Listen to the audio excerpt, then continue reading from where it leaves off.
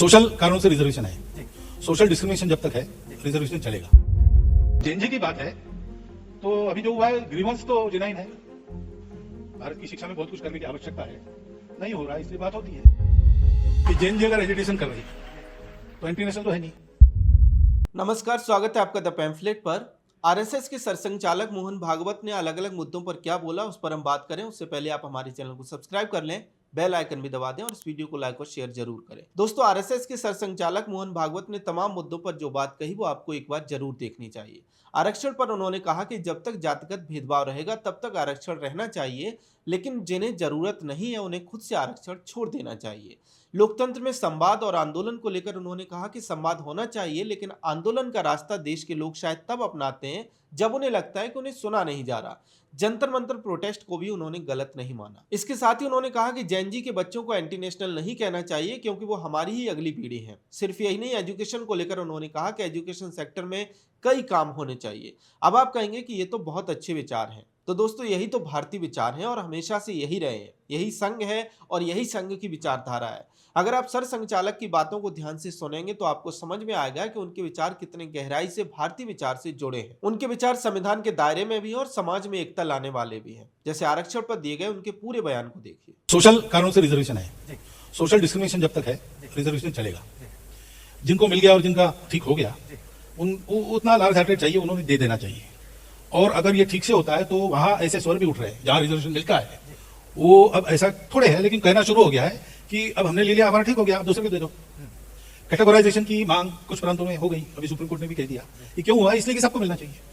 तो there is a stream in those who get the reservations that this is for our upliftment, this is not a permanent measure and we have to take advantage of this, improve ourself and make this useful for others those who haven't got yet. ये वहां stream है, उसको encourage करना चाहिए। इसमें राजनीति छोड़ देनी चाहिए।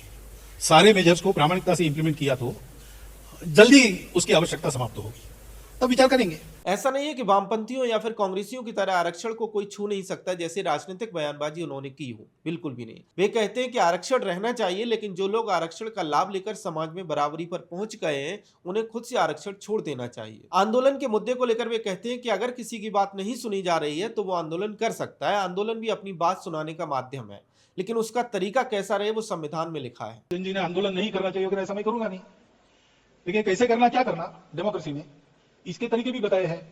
अब कॉन्स्टिट्यूशन हमको जिन्होंने दिया, डॉक्टर बाबा साहब आंबेडकर का, अगर 2 स्पीचेस हमने पढ़ लिए तो कैसे करना क्या करना उसका उसमें इंडिकेशन है, वो देखना चाहिए। एलजीबीटी के मुद्दे पर वे कहते हैं कि ये लोग भी हमारे समाज का हिस्सा हैं, लेकिन वैवाहिक संस्था के साथ छेड़छाड़ नहीं होनी चाहिए, क्योंकि उसका कोई विकल्प हमारे पास नहीं है। And at this stage, if we tamper with the Vivaha system, that will create some other side effects. So instead of that, prepare a system which can accommodate all these people. They are part of the society, and it should be seen to accordingly.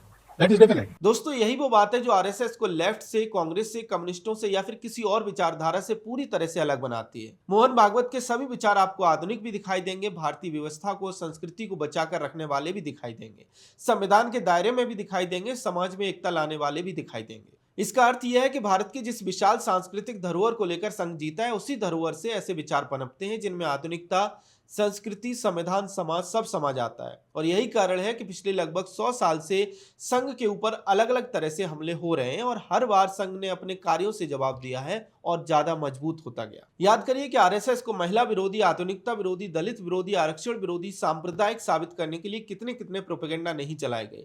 कितनी कांग्रेस की सरकारें ये narrative बनाते बनाते खप गई कि संघ समाज को तोड़ना चाहता है। कितने कांग्रेस के नेता, कितने कांग्रेस के प्रधानमंत्री, कितने कांग्रेस के मुख्यमंत्री खप गए समाज के ऊपर ये थोपने में कि संघ सांप्रदायिक है। विचार कीजिए कि पिछले 100 साल से ज्यादा समय से यह बात स्थापित करने का प्रयास किया जा रहा है कि संघ तो एक ही भाषा को थोपना चाहता है, संघ तो अलग अलग राज्यों की संस्कृति को खत्म करना चाहता है, संघ तो लड़कियों के कपड़े तय करना चाहता है, संघ तो हम क्या खाएं ये तय करना चाहता है। अलग अलग समय पर ऐसे तमाम प्रोपेगेंडा चलाए गए, लेकिन आज हर शहर में, हर कस्बे में संघ है। जानते हैं इतनी घृणा, इतने प्रोपेगेंडा, इतने कैंपेन चलाने के बाद भी ऐसा क्यों हुआ? क्योंकि संघ वास्तव में वो कभी था ही नहीं जो उसे साबित करने का प्रयास किया गया। संघ हमेशा से वही है जो आज हम देख रहे हैं, कानून का, संविधान का सम्मान करने वाला, आधुनिक विचारों को अपनाने वाला, लेकिन भारतीय मूल्यों के साथ सर्व समाज को साथ लेकर चलने वाला संगठन। खैर, वामपंथियों को मोहन भागवत की स्पीच में इस बार तोड़ मरोड़ कर वायरल करने के लिए कुछ नहीं मिला। ऐसे में वे परेशान दिखाई दे रहे हैं। कांग्रेस के तपस्वी पवन खेड़ा की ये भाषा देखिए। कौन है? मोहन भागवत है यहाँ का मेंबर, फिर क्यों उसके बारे में हम सुबह सुबह टाइम वेस्ट करें? देखा आपने, खेड़ा कहते हैं कि कौन है मोहन भागवत। यही अंतर है कांग्रेस और भाजपा में। आपको भाजपा का कोई बड़ा नेता सोनिया गांधी के प्रति इस तरह की भाषा का इस्तेमाल करता हुआ नहीं मिलेगा, जबकि मोहन भागवत और सोनिया गांधी की उम्र में ज्यादा अंतर नहीं है, लेकिन संस्कारों का अंतर जरूर है। खैर, सरसंघचालक मोहन भागवत के विचारों को लेकर आपका क्या कहना है, कमेंट सेक्शन में हमें जरूर बताएं। अगर आपको हमारा कंटेंट पसंद आता है तो हमारे चैनल को सब्सक्राइब भी कर लें। जय हिंद।